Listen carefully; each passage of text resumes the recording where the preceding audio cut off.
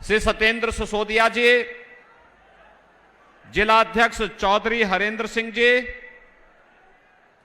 हमारे लोकप्रिय प्रत्याशी श्री परमेश्वर लाल सैनी जी, जिला प्रभारी श्री हेमंत राजपूत जी, क्षेत्रीय उपाध्यक्ष श्री राजेश सिंघल जी, लोकसभा के प्रभारी ठाकुर राकेश सिंह जी, पंकज गुप्ता जी, जिलाध्यक्ष मुरादाबाद श्री आकाश पाल जी, जिला प्रभारी मुरादाबाद राजेश यादव जी, जिला पंचायत अध्यक्ष डॉक्टर अनामिका यादव जी, ब्लॉक प्रमुख श्री हृदेश यादव जी, किसान मोर्चा के क्षेत्रीय उपाध्यक्ष श्री बिरलेश यादव जी, भारी संख्या में आज संभल में मां केला देवी के इस प्रांगण में आयोजित इस चुनावी सभा में उपस्थित सभी संभल के मेरे बहनों और भाइयों, मैं सबसे पहले जगतजननी मां भगवती केला देवी के श्री चरणों में नमन करते हुए आप सभी का मैं हृदय से अभिनंदन करता हूं, स्वागत करता हूं।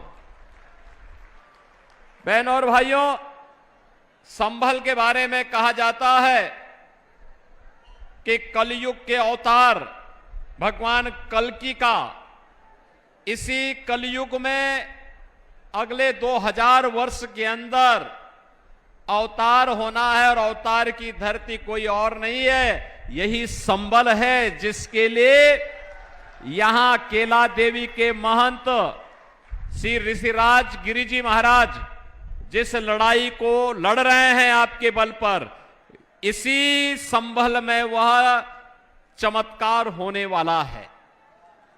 और इसीलिए संभल का अपना महत्व हमारे लिए है और इसीलिए आज हम सब आपसे अपील करने के लिए आए हैं। नए भारत में नया उत्तर प्रदेश और नए उत्तर प्रदेश में नया संभल की भी अपनी पहचान होनी चाहिए। बहनों और भाइयों,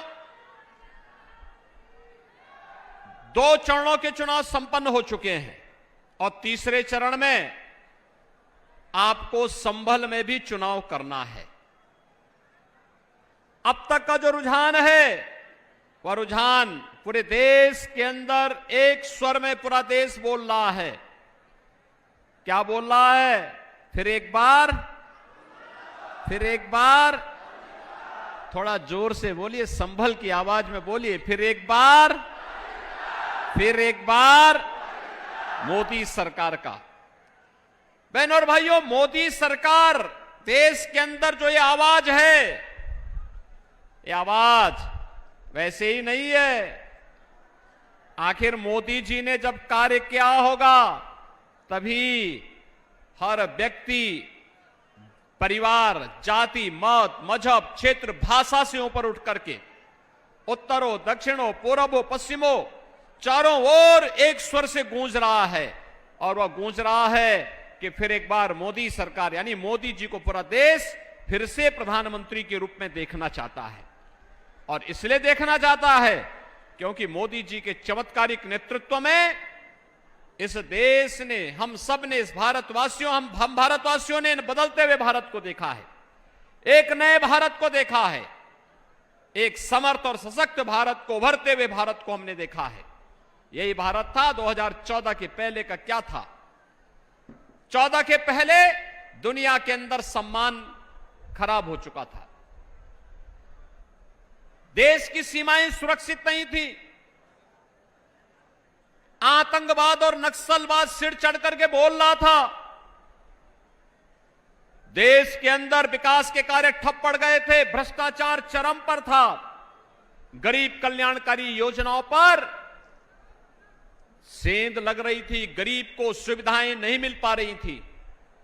और बहनों और भाइयों, 2014 के बाद का भारत, दुनिया के अंदर भारत का सम्मान बढ़ा है, सीमाएं सुरक्षित हुई हैं, आतंकवाद और नक्सलवाद नियंत्रित हुआ है।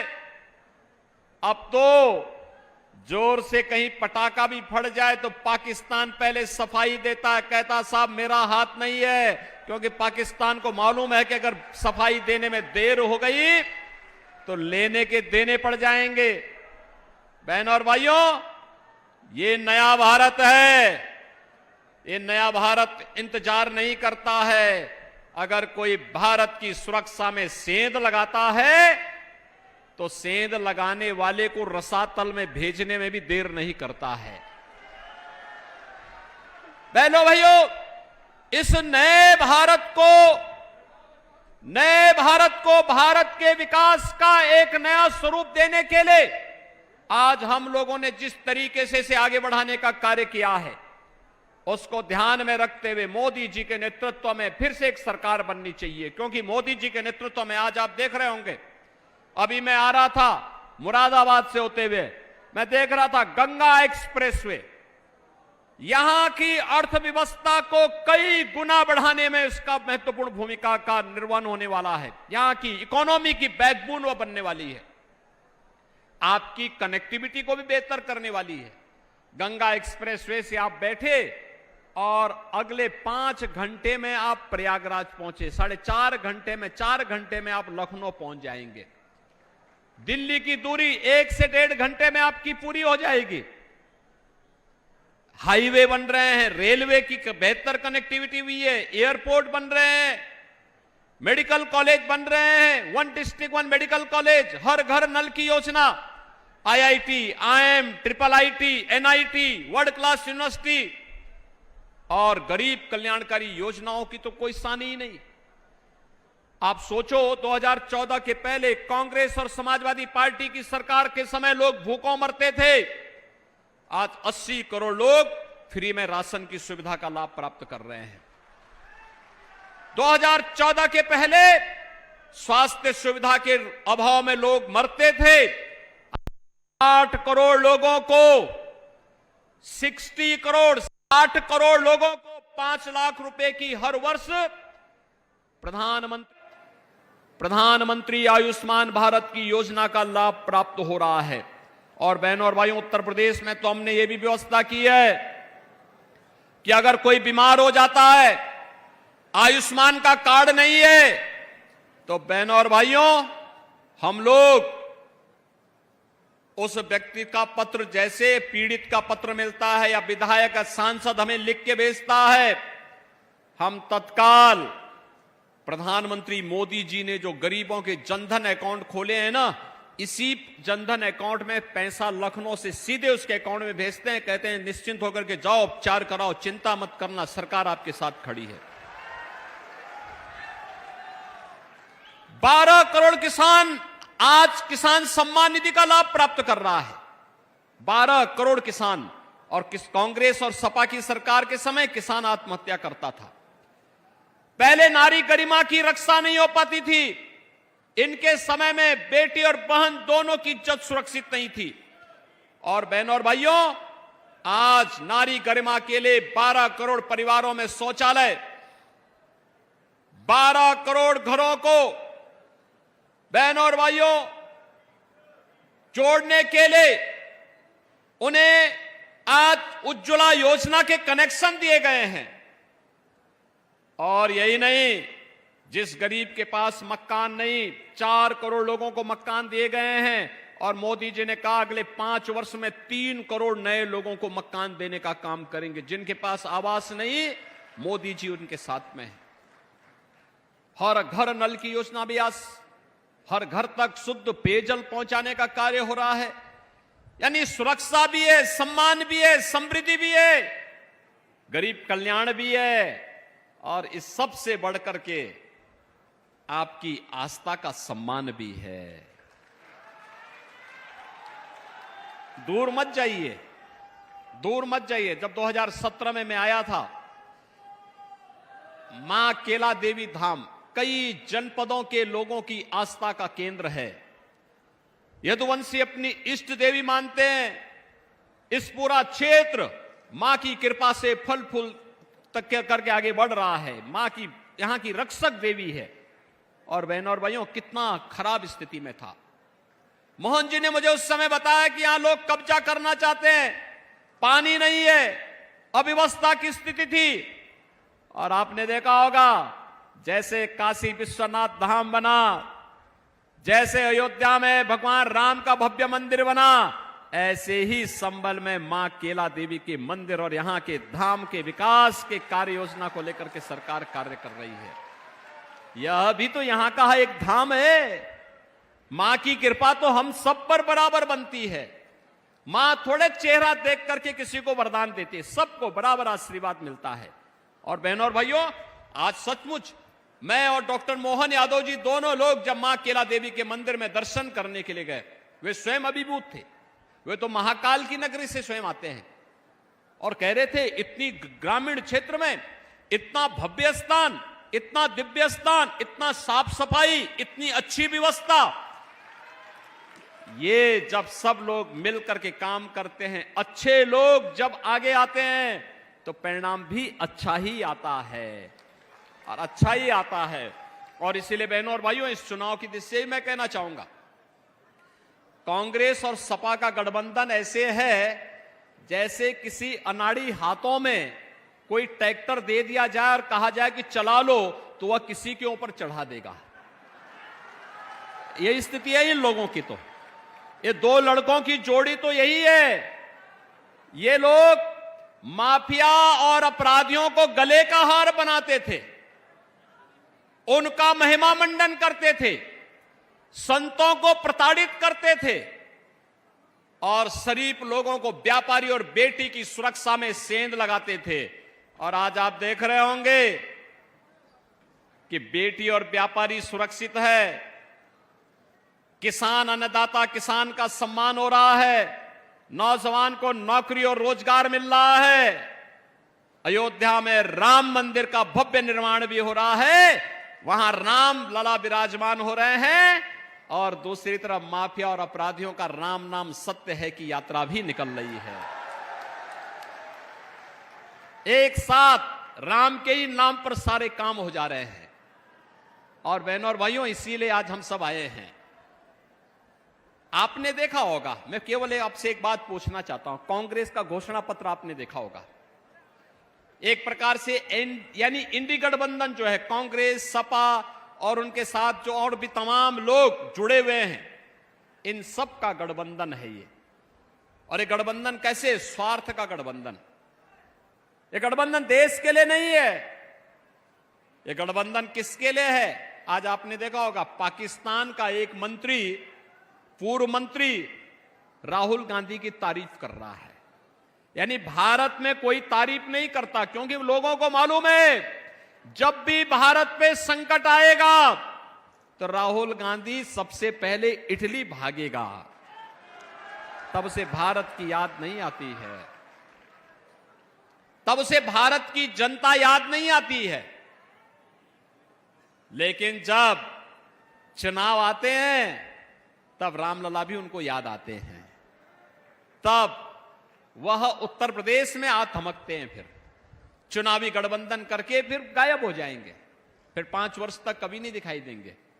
और बहनों और भाइयों, मैं आप सबसे यही कहने के लिए आज आया हूं कि भारतीय जनता पार्टी ने एक और गरीब कल्याण को लेकर के, भारत को आत्मनिर्भर और विकसित भारत की संकल्पना को लेकर के मोदी जी के नेतृत्व में इस चुनावी समर में आपके बीच में उतरी है। मोदी जी के नेतृत्व में विकास हुआ है और विकास होगा, भारत को विकसित भारत के रूप में स्थापित करेंगे। लेकिन दूसरी तरफ इंडी गठबंधन क्या कहता है? कांग्रेस और सपा का गठबंधन क्या कहता है? वो कहता है कि वह पिछड़ी जाति के लोगों को मिलने वाले आरक्षण को काट करके अल्पसंख्यकों को दे देगा। वह कहता है अनुसूचित जाति के लोगों को मिलने वाले आरक्षण में से कुछ हिस्सा काट करके वह अल्पसंख्यकों को बांट देगा। बाबा साहब भीमराव अंबेडकर ने कहा था कि धर्म के आधार पर आरक्षण नहीं हो सकता। धर्म के आधार पर आरक्षण भारत के विभाजन का आधार बना था, और ये स्वतंत्र भारत धर्म के आधार पर आरक्षण स्वीकार नहीं कर सकता। फिर कांग्रेस और सपा के लोग क्या चाहते हैं? क्या देश का फिर से विभाजन चाहते हैं? ये लोग किस आधार पर लड़ाने का कार्य कर रहे हैं? कहते हैं जातीय जनगणना करेंगे। क्यों करेंगे? इसलिए करेंगे जिससे पहले जातीय जनगणना करके अलग अलग जातियों को अलग अलग समूह बनाएंगे, फिर इन जातियों को आपस में लड़ाएंगे और फिर लड़ाने के बाद कहेंगे कि देखो तुम्हारी तो लड़ाई आपस में इतनी ज्यादा है कि तुम सुलझ नहीं पाएगी। अब एक काम करते हैं कि तुम्हें जो ये आरक्षण मिलता है तुम पहले आपस में झगड़ा सुलझा देना, तब तक इस आरक्षण का लाभ मुसलमानों को दे देते हैं। ये करने वाली है कांग्रेस और सपा का गठबंधन। ऐसे ही अनुसूचित जाति के लोगों के, अनुसूचित जनजाति के लोगों के अधिकारों पे भी ये सेंध लगाएंगे और भारतीय जनता पार्टी मोदी जी के नेतृत्व में इसको स्वीकार नहीं करेगी, हरगिज स्वीकार नहीं करेगी। हमारी पिछड़ी जाति के, अनुसूचित जाति और जनजाति के लोगों को मिलने वाले आरक्षण में सेंध किसी भी प्रकार से और किसी भी दल को नहीं लगाने दिया जाएगा। और इसलिए बहनों और भाइयों, हम लोग आए हैं आपसे कहने के लिए, ये चुनाव नए भारत को आत्मनिर्भर और विकसित भारत के रूप में स्थापित करने का है। ये चुनाव तो अब यहां पर श्री हरि विष्णु के अवतार महाराज कल्कि के धाम को एक नया स्वरूप देने का चुनाव है। चुनाव उधर ही जा रहा है। आपने देखा होगा ना, लोग कहते थे पहले अयोध्या के बारे में भी लोग यही कहते थे, क्या ये हो पाएगा? बोलते थे ना, जब हम लोग विश्व हिंदू परिषद भाजपा के लोग नारा लगाते थे, बजरंग दल के कार्यकर्ता नारा लगाते थे कि रामलला हम आएंगे, मंदिर वही बनाएंगे, कांग्रेस और सपा के लोग हंसते थे, कहते थे अरे क्या बोल रहे हैं लोग, बोलते थे ना। ये लोग तब भी हंसते थे और तब भी कहते थे, उपहास करते थे हम लोगों का, कहते थे देखो ये कभी हो ही नहीं सकता। और इन लोगों ने उस समय क्या कहा था? सपा ने कहा था, समाजवादी पार्टी ने कहा था कि अयोध्या में परिंदा भी पर नहीं मार सकता। कांग्रेस के लोग कहते थे राम हुए ही नहीं। और जब न्यायालय फैसला देने लग गया तब इन्होंने क्या कहा था? इन्होंने कहा था अगर फैसला कोर्ट ने कर दिया तो खून की नदियां बहेंगे। अरे हमने कहा ये नया यूपी है भाई, यहां खून की नदियां नहीं, मच्छर भी नहीं मरने वाला है, काहे आप चिंता मत करो, कुछ नहीं होगा। आपने 7 वर्ष में कोई कर्फ्यू देखा यूपी में? कोई दंगा देखा है क्या? अब दंगा नहीं होता यहां। कर्फ्यू का स्थान तो कावड़ यात्रा ने ले लिया है। और इसलिए भाइयों बहनों, मैं आपसे कहने के लिए आया हूं, भारतीय जनता पार्टी ने धारा 370 कश्मीर से हटाई। भारतीय जनता पार्टी ने काशी विश्वनाथ धाम भी दिया। भारतीय जनता पार्टी ने अयोध्या को त्रेता युग के भगवान राम के कालखंड का अयोध्या फिर से बना करके आपकी आस्था को सम्मान दिया है। और कृष्ण कन्हैया के मथुरा वृंदावन के लिए भी एक बड़ी कार्य योजना के साथ हम आगे बढ़ चुके हैं। और मैं बोलना चाहता हूं, भाई हमारा एजेंडा तो एकदम तय है, हम करेंगे। लेकिन मैं पूछना चाहता हूं समाजवादी पार्टी से, क्या वह भी छोड़िए और जगह छोड़े, केला देवी के लिए न किया, उनसे गलती हो गई, नहीं किया उन्होंने। अयोध्या के लिए उन्होंने, उनके मन में जो भी भाव था उन्होंने जो कर दिया हो गया। काशी के लिए जो किया नहीं किया उन्होंने, नहीं कर पाए। मां विंध्यवासिनी धाम के लिए नहीं कर पाए।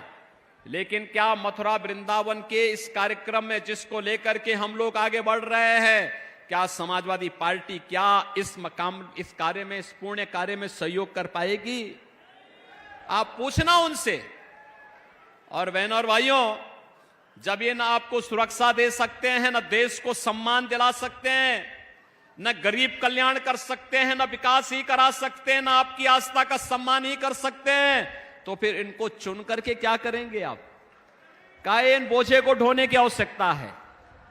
और फिर संभल में तो मैं आपसे कहना चाहूंगा, जिनको भारत माता की जय जयकार करने में संकोच होती हो, उनको भारत की संसद में जाने का अधिकार भी नहीं होना चाहिए।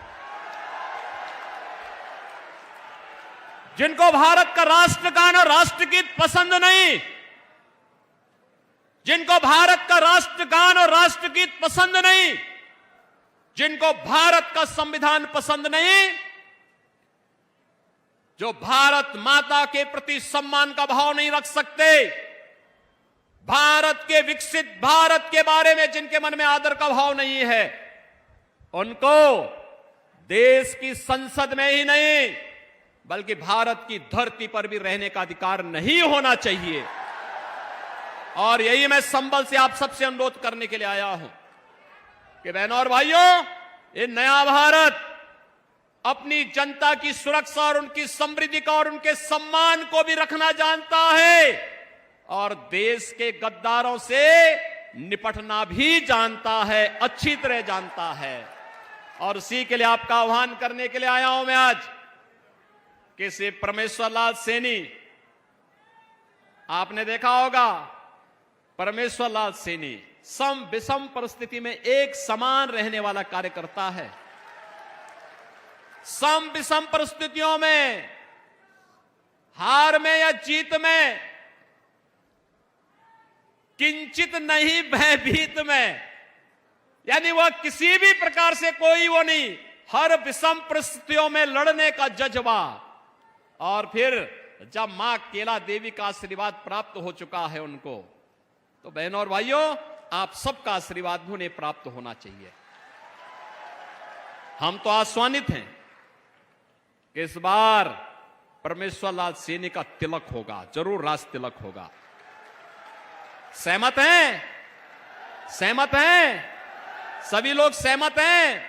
पीछे भी सड़क के उस पार भी मैं पूछना चाहता हूं, सभी लोग सहमत हैं ना? बहनों और भाइयों, चुनाव के लिए अब प्रचार के लिए मात्र 3 दिन बाकी रह गए। ये 3 दिन के अंदर घर घर जाना होगा, घर घर जाना होगा। आपको जाएंगे? मेरे लिए जाएंगे? मोदी जी के लिए जाएंगे? डॉक्टर मोहन यादव जी मध्य प्रदेश से आए हैं, उनके लिए जाएंगे? तो हमारा एक ही संदेश है, घर घर में कमल चुनाव चिन्ह खिलाने की आपको तैयारी करनी है। तैरेंगे? सभी लोग सहमत है ना? पीछे सड़क के उस पार भी देखो, आपको दिखाई नहीं दे रहा होगा लेकिन मुझे दिखाई दे रहा है, इसलिए मेरे साथ सब लोग बोलेंगे कमल चुनाव चिन्ह में। चुनाव के दिन सबसे पहला काम क्या? पहले मतदान, पहले मतदान। और ये बात देखना, पहले ही 3 घंटे में 50% वोटिंग होनी है। तैयार हैं? सभी लोग सहमत हैं? तो फिर मेरे साथ बोलेंगे भारत माता की, भारत माता की, भारत माता की जय श्री राम, जय जय श्री राम।